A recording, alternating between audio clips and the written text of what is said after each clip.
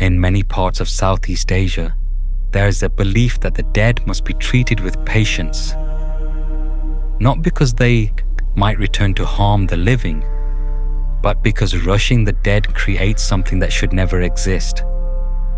This is a fictional story inspired by that belief. Raka did not believe in waiting. His father died just before sunrise, when the night air was still heavy and quiet. Neighbors arrived quickly, wrapping the body in white cloth, while murmuring prayers Raka barely listened to. He stood in the corner of the room, arms crossed, watching the process with growing irritation. The village elder announced that the burial would be delayed until sunset. Heavy rains night before had damaged the cemetery path. The ground was unstable. "It's safer to wait," the elder said calmly. Raka shook his head. "Waiting only brings more trouble," he replied. "He's already gone." The elder looked at him carefully. "There are rules," he said. "A body must rest before burial. Rushing the dead invites unrest." Raka dismissed the warning. "Old stories," he muttered.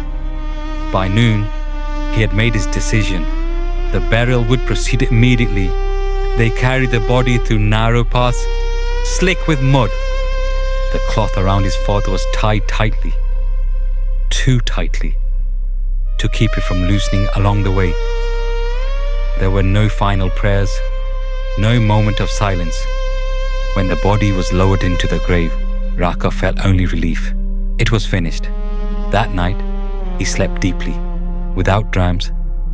The second night, he woke to a sound, a dull, uneven thud. Then another, slow, heavy, as if something was trying to move, without bending. Raka sat up listening. The village outside was silent. No wind, no insects. Even the dogs were quiet. The sound stopped. He told himself it was grief, nothing more. By the third day, whispers spread through the village. Someone claimed the soil near the grave looked disturbed. Another said they saw faint marks leading away from the cemetery. Shallow impressions spaced too far apart to be footsteps. The elder returned to Raka's house at dusk. "Did you loosen the cloth before burial?" he asked. Raka frowned. It was secure. The elder's expression darkened. "A body bound too tightly," as he said, "does not rest. It remembers." That night, the sound returned, closer, no longer dragging, hopping. Raka opened his door cautiously. The path outside was empty, but the air smelled of damp earth and old fabric. In the moonlight, he saw marks on the ground, uneven impressions leading away from his home, toward the cemetery. He closed the door and locked it. Sleep did not come. On the fourth night, there was a knock. Just once. Low. As if the hand-knocking struggled to reach the door. Raka stood frozen, staring at the wood in front of him. Another knock followed. Slower this time. "Who's there?" he whispered. No answer. Only the faint sound of fabric tightening and a shallow muffled breath. The next morning, the village elder was found dead. His body lay near the cemetery gate, eyes wide open, mouth frozen as if he had tried to speak a final warning.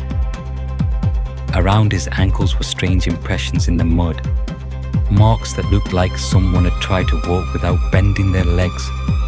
The villagers did not say its name. They didn't need to. That night, the sound came from inside Raka's house. A soft thud, then another. The air grew cold. The smell of soil filled the hallway. Raka backed into his room, heart racing. Then he saw it, standing in the doorway, wrapped head to toe in stained white cloth, pulled so tight it forced the body upright. The bindings dug deep, shaping something no longer human. It did not walk.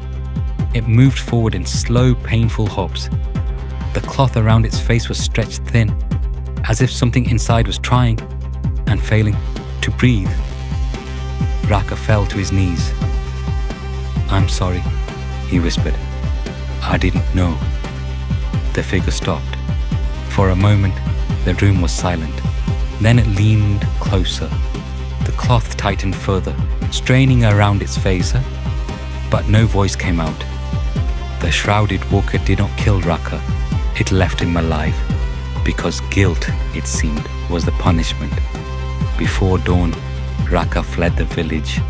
He never returned, but villagers say that on certain nights, when impatience outweighs respect, a figure can be seen near fresh graves, wrapped too tightly, bound by human haste, hopping, never resting. Some believe the dead walk because they want revenge. Others believe they walk because they were never given time to lie still. And in villages where funerals are rushed, elders still whisper the same warning. Not all who are buried are at peace. Some are only waiting.